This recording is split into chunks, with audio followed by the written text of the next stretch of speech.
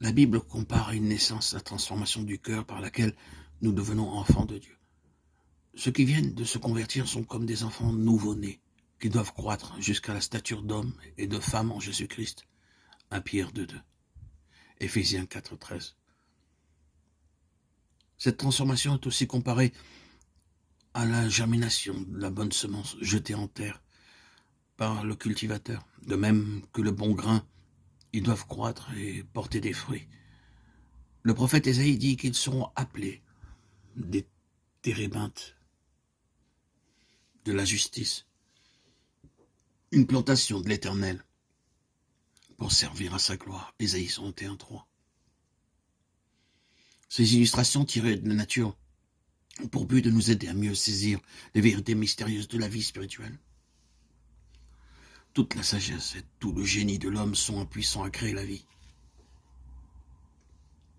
C'est seulement par la vie que le Créateur leur donne que les plantes et les animaux subsistent.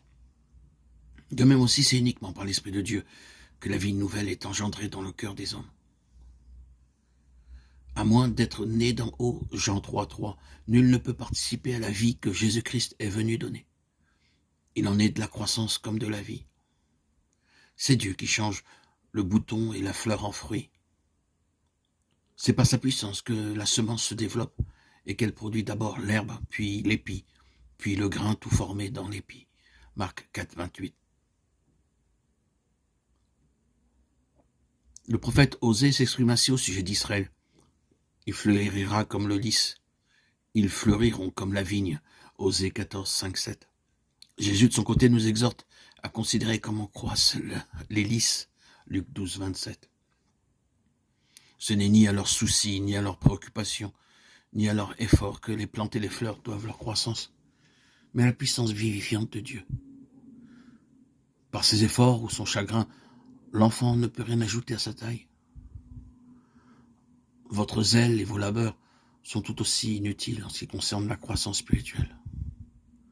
La plante et l'enfant croissent en s'incorporant les éléments nécessaires à leur subsistance, l'air, le soleil, la nourriture. Jésus-Christ est à ceux qui se confient en lui. Ce que ces dons de la nature sont à la vie végétale et à la vie animale, il est leur lumière pendant le jour, il est un soleil et un bouclier. Ésaïe 79, Psaume 84, 12. Il sera pour Israël comme la rosée, il sera comme une pluie qui tombe sur un terrain fauché. Osée 14, 5, Psaume 72, 6. Il est l'eau vive, le pain de Dieu, qui descend du ciel et qui donne la vie au monde. Jean 6, 33.